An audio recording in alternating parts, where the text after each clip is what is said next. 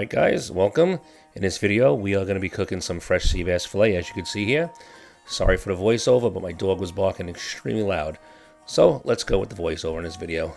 As you can see, we're going to be using some minced garlic, we have some capers, white wine, smart balanced butter, lemon, and olive oil. And in the video you'll see we're going to mix those all together. Oh, and don't forget about my seasoning here. I always do salt, pepper, garlic. So Costco had this awesome seasoning, and it's a mix of all three already done for you. Oh, there's the dog that was barking, but now we're doing it this way. All right, so we're going to start with the fresh fillets, and we're going to season them with the salt, pepper, and garlic blend by Kinder's. Again, you can pick this up at any local Costco, has this seasoning for you.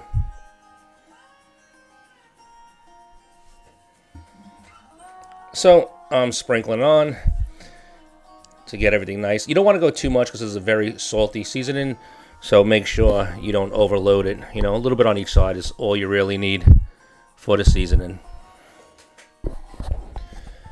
I'm flipping over the pieces, and again, both sides will get, you know, what it needs.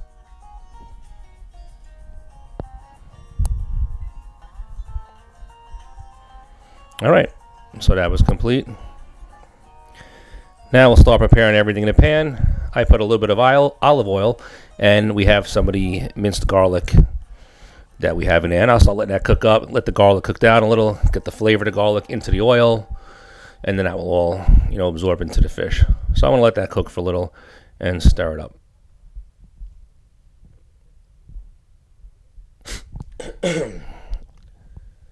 So from there, I'm letting it cook down, getting it soft, getting that flavor into the oil and everything like that.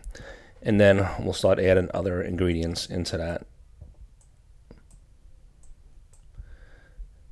All right, so I'm going to open up the butter, and we'll be putting that in. It looks like I just lowered the flame a little, just not to burn that butter. Now, the way I'm doing it, I don't know if this is the right way. This is the way I'm just doing it. But chefs have told me that you first want to brown the fish before you put everything in, and the butter is the last thing to go in. But this way came out really good. It tastes amazing. It's simple, easy. So I just went with this. So now I'm letting the butter cook down, getting everything spread all over the pan. So eventually I'll place the fillets in there and try to absorb all that flavor from this. All right, as you can see, everything's cooked down. You can see the garlic is now a brownish color, and that's a handful of capers I threw in there. I like to squish those a little too to get that caper flavor out. Again, there's salt with the capers too, so that's why I don't want to add too much of that seasoning in the beginning with the fish. So just by squishing these capers, you're going to get a lot of flavor out. And add that to the pan. And you can see like it's getting all glazed up with all that stuff.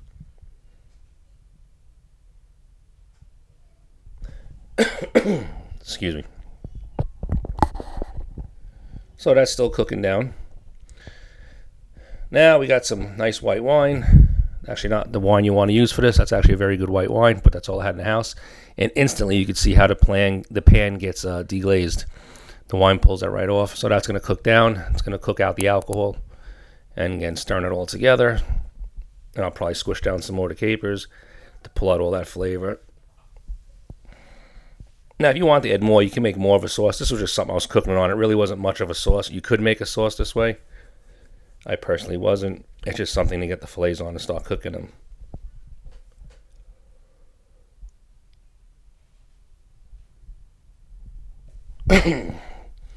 You can see now it's like a brownish color. Definitely everything's cooked down.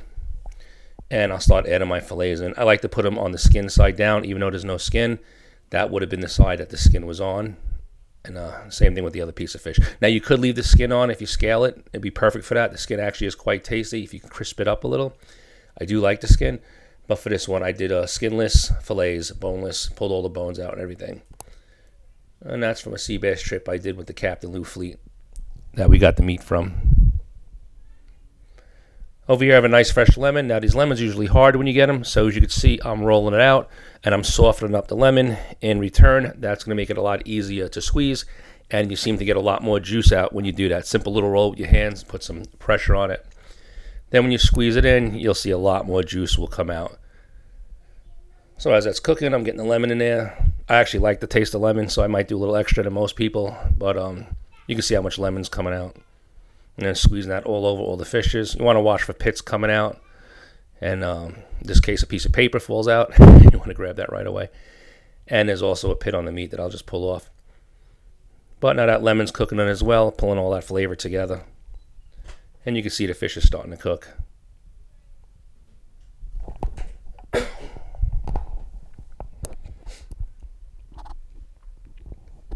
I just added some more butter on top to let that cook down into the meat.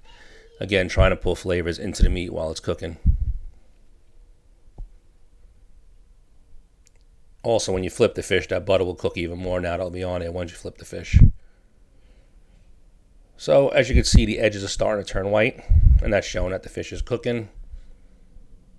You know, I'll put an arrow up here so you can see what I'm talking about. And you'll see the edges right there. And over here, you can see where the white is. That edge is right there, and you can see all the white, and that's the fish cooking up. And you'll see the fish will start changing color, and then as it comes up a little further, I'll start getting ready to flip it. Okay, as you can see, it cooked more, and I'm getting ready to flip the fish now. It's probably more than halfway cooked through, you know, before I flipped it. And you can see most of the juice already cooked up, so I will add some more butter and some more wine into that to make some more of the sauce. I'll flip that one over, and you can see as it broke apart already, how much is cooked already. And the fish is more than halfway cooked through already. So now that's going to cook for a little bit. I'm taking some of the juice and the capers and throwing them on top. Whatever juice I could salvage out of there, actually. And you'll see a little further in the video that some more juice was added. Just simple couple scoops of butter. Not even like a spoonful of butter. Some white wine. And if I wanted to add more lemon, I could, but I did not. One of the things I like to do is I love to taste the breadcrumbs on fish, so I'll always sprinkle a little bit of breadcrumb on there.